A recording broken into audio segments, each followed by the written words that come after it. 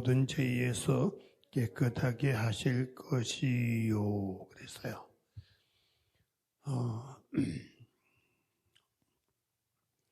청년들이라면은 잘 들으셔야 돼요.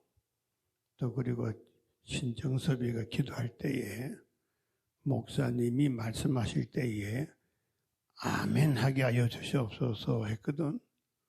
그러면 이제 신정섭부터 아멘 해야지. 알겠어요? 기도한 대로 해야 하나님이 또 역사를 하시죠.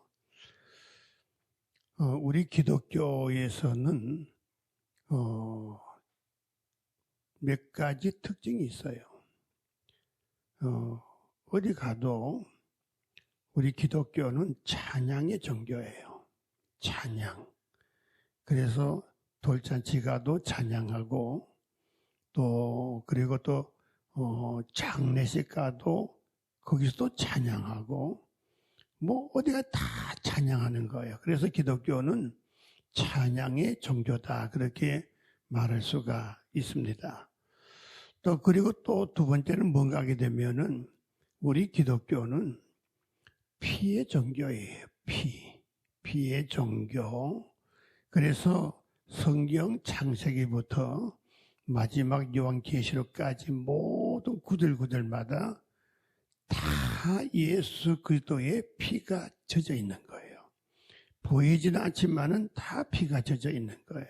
그래서 이 피는 모든 성경의 중심이 된다. 그렇게 볼 수가 있는 거예요. 그래서 우리가 사람이 살아가는 데를 보게 되면은 이 피가 없으면 죽어요. 우리 심장에 거기에 중심에서 그 피를 모으는 탱크라 그래요. 심장이 피를 모으는 탱크. 거기에 뭐가 있는가 하면은 하나의 통로가 쭉쭉 되어져 있어요. 그걸 혈관이라고 하는 거예요. 혈관. 그래서 온몸 전체 내고 발끝이고 손가락 끝이고 어디 할 것 없이 다 이 혈관으로 다 돼 있는 거예요. 그래서 이것이 피가 잘 막 돌아야 돼요. 온몸 전체를 잘 돌면은 그 사람은 건강하다 그렇게 말하거든요. 피가 적어도 안 되고 피가 더러워도 안 되고 그 다음에 이 피가 돌다가 막혀도 안 되고 이 피가 얼마나 중요한지 알 수가 없는 거예요. 그래서 이 피가 이만큼 중요한 것처럼 하나님하고 우리 관계가 이 피라고 하는 것은 너무나도 중요한 거예요. 그 피는 예수님의 피, 보혈의 피. 보혈의 피가 너무나도 중요한 거예요. 그래서 우리가 이제 이 피가 얼마나 중요한지 오늘 제목이 뭔가 하게 되면은 보혈의 피, 보혈의 피, 또 그 다음에 피의 사람 이런 제목 가지고 오늘 말씀을 드렸는데 아마 이 한국에 어디 가도 오늘 이런 제목 가지고 설교하는 데는 별로 없을 거예요. 아마 없어. 여러분도 태어나서 오늘 또 이런 제목 가지고 설교하는 거 처음일 거예요. 그죠? 그러니까 오늘 잘 들어주시면은 좋을 거예요. 자, 그러면 이제 피의 역사부터 우리가 알아야 돼요. 피의 역사. 이 역사는 어디서 온가 하면은 창세기 1장부터 와요. 1장, 창세기 3장이부터 나오는데 거기 아담과 하와가 범죄했지 않습니까? 범죄했고 나니까 그만 눈이 밝아져요. 눈이 밝아지면서 그만 부끄러움이라는 것이 생기게 되어졌어요. 아니, 두 사람인데 뭐가 부끄럽겠어요, 그죠? 그러니까 사람이 죄를 짓게 되면 부끄러운 거예요. 그렇잖아요. 죄를 안 지으면 괜찮은 건데도 불구하고 죄 진 사람이 자꾸 부끄러워한다 그 말이에요. 자꾸 부끄러워한다 그 말이에요. 자, 그러면은 이게 이제 창세기의 3장에서 보게 되면 이제 결과적으로 부끄러워하고 하나님을 만나니까 두려운 거예요. 그래서 나무 뒤에 숨는 거예요. 그 다음에 무화과 나무를, 이 싹이를 가지고 몸을 가리는 거죠. 그게 오래 갑니까? 그게 어디? 그 햇빛 쬐게 되면 금방 부숴버리고 말지 않습니까? 그런데 하나님께서 이걸 보시고 가죽 옷을 만들어 가지고 부끄러움을 가리워주는 거예요. 가죽 옷을 가지고 부끄러움을 가려주는 거예요. 그러면은 이 가죽이라는 것이 뭐예요? 짐승을 죽였다는 거예요. 죽였다는 게 뭐예요? 피를 흘렸다는 거죠. 그래서 하나님께서는 이 가리움을 가죽옥으로 이렇게 가리워 주신 것이죠. 그 성경이 보게 되면은 히브리서 9장 22절에 그런 말씀 나와요. 피 흘림 없이는 제사함 없다. 그런 말씀이 나와요. 피 흘림이 없으면은 제사함이 없다. 할 정도 그게 나오는 거죠. 그리고 창세기 15장에 가보게 되면은 이제 아브라함 이야기 나옵니다. 아브라함이 하나님께로부터 복을 받잖아요.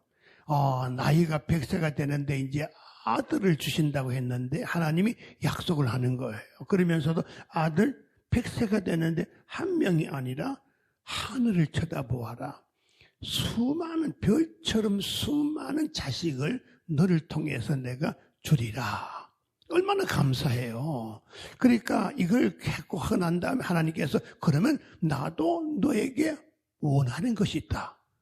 그러면 원하는 줘야죠. 우리도 받은 것이 많은데 하나님 원한다 그러면 당연히 드려야 되죠. 뭘 원하는가 하게 되면은 3년 된 암소, 그 다음에 3년 된 암염소, 그 다음에 3년 된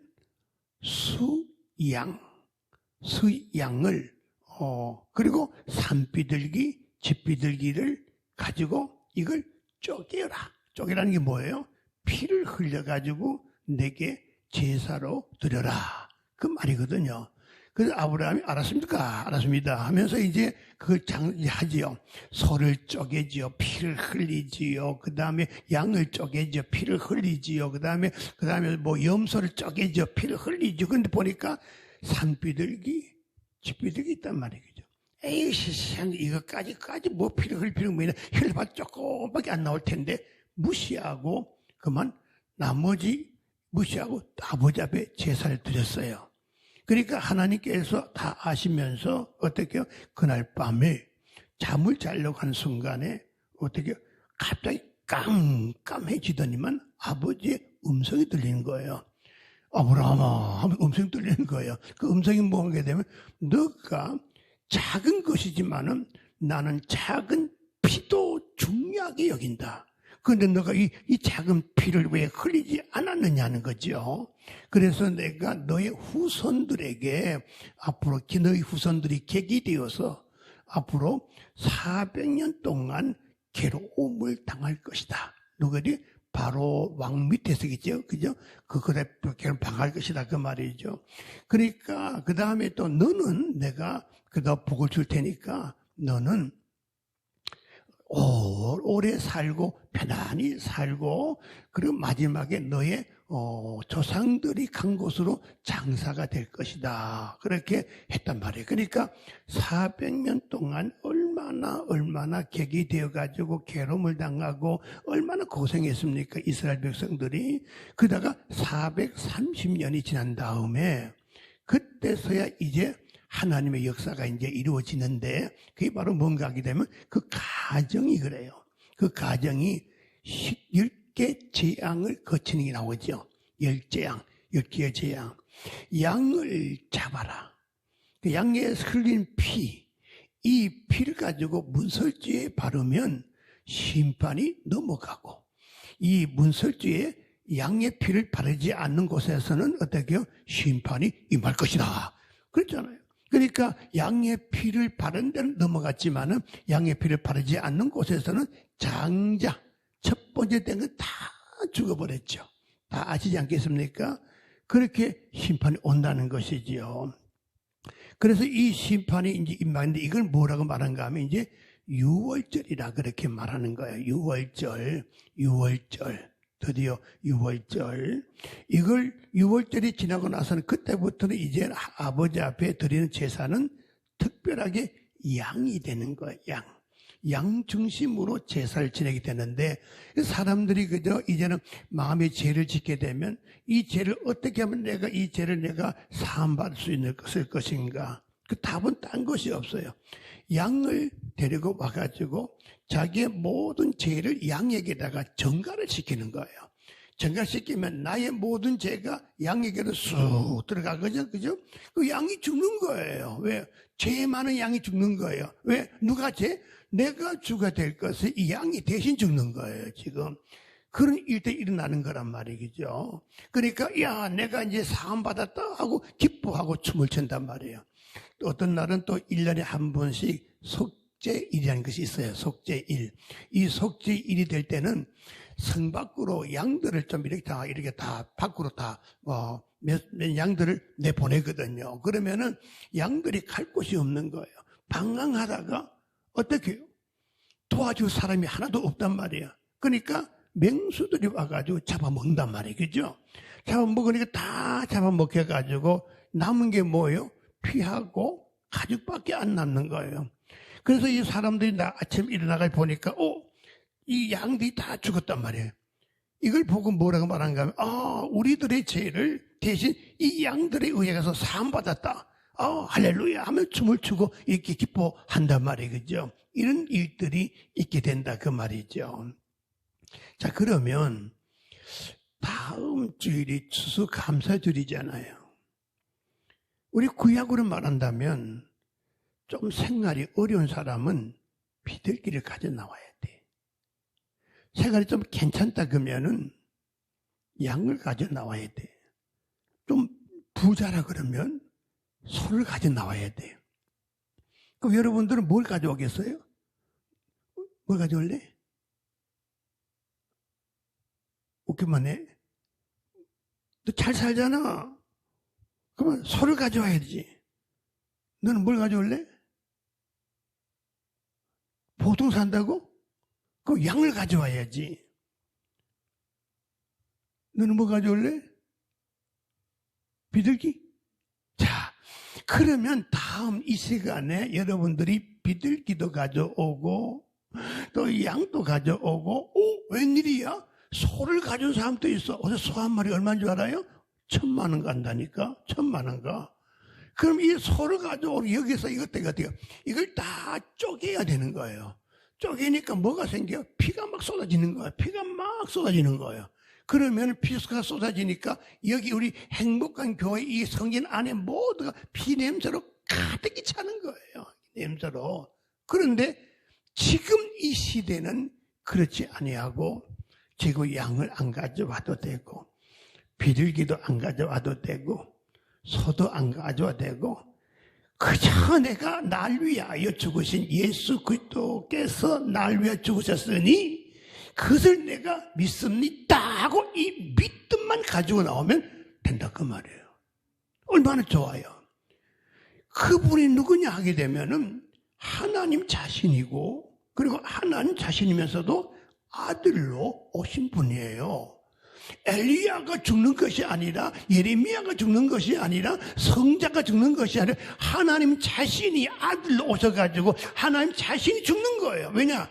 죄가 없으신 분만이 우리를 구원할 수가 있으니까. 그래서 베드로전서 1장 19절에 보니까 오직 흠 없고 점 없고 그다음에 양과 같은 그리스도의 보배로운 피로만 되느니라 그렇게 말씀 나와 있단 말이겠죠. 그러니까 죄가 없으신 하나님 자신이 우리를 위해서 살리기 위해서 이 땅에 아들로 오셔가지고 십자가에 못 박혀 양으로 단번에 들어졌단 말이겠죠. 그러니까 우리는 이제는 뭐예요? 다른 거 필요 없는 거예요. 이 사실을 믿기만 하면 되는 거예요. 이 사실 받아들이기만 하면 되는 거예요. 얼마나 우리 좋은 거예요. 그죠? 할렐루야가 아니겠어요. 그죠? 세례 요한이 세례를 주다가 많은 사람들이 지켜보고 있는데 저쪽에서 예수님이 오시는 거예요. 예수님이. 그리고 이 많은 사람들 보고 향하여 이렇게 말하는 거예요. 보라!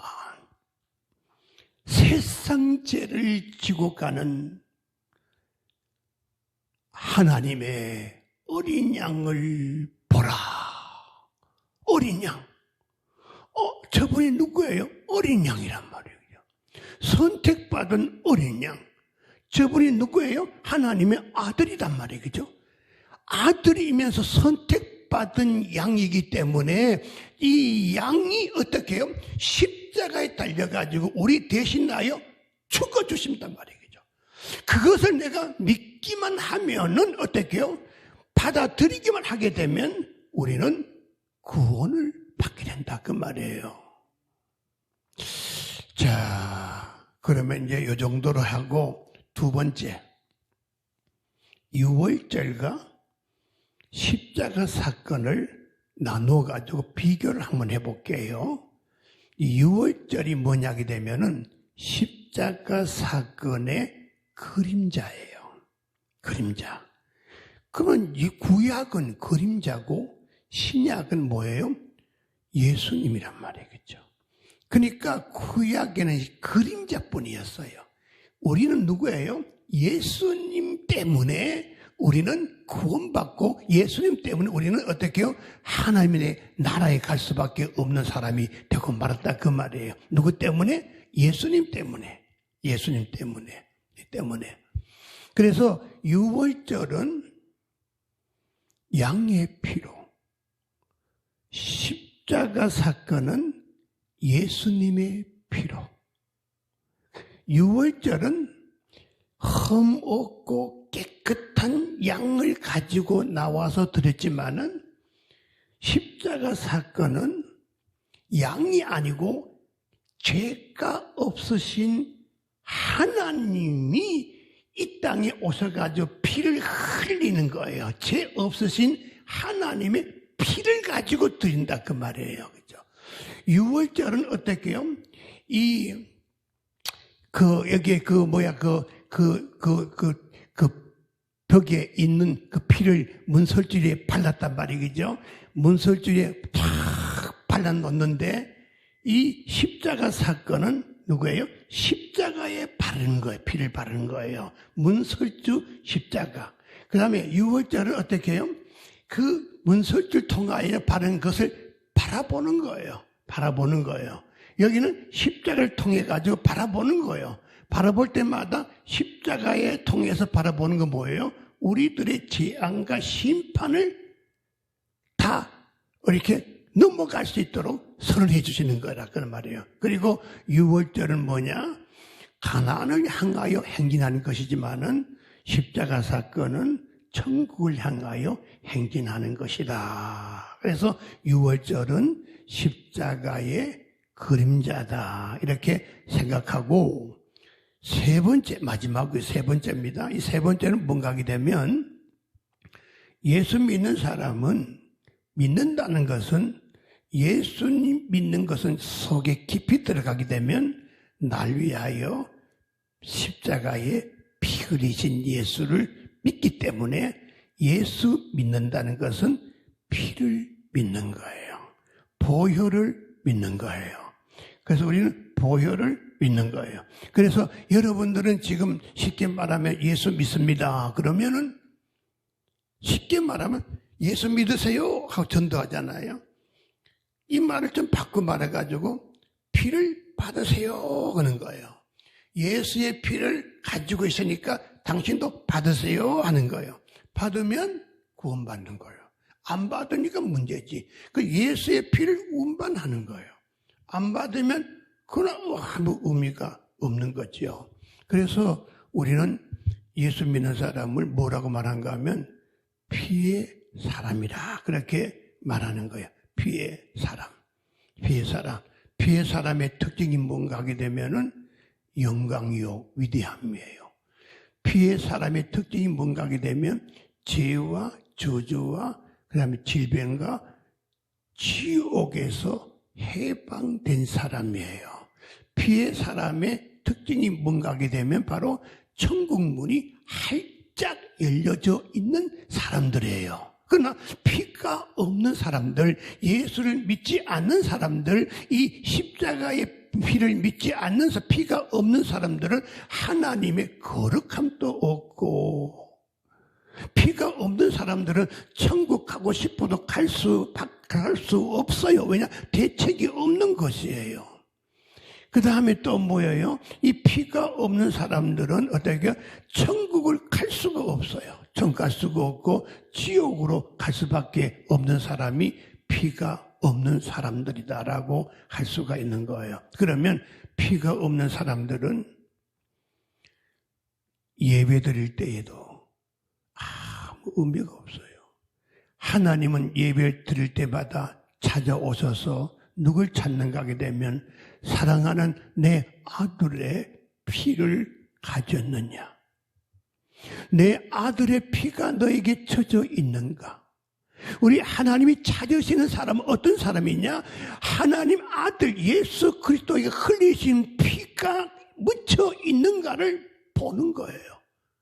만약 여러분 가운데서 그 피가 없다면 오늘 아무리 아버지 앞에 나와서 예배 드린다 할지라도 아무런 의미가 없는 거예요. 내 아들의 피가 있느냐? 있습니다. 그럼 너는 양자다. 내 아들의 피가 있느냐? 그럼 너는 내 자녀다.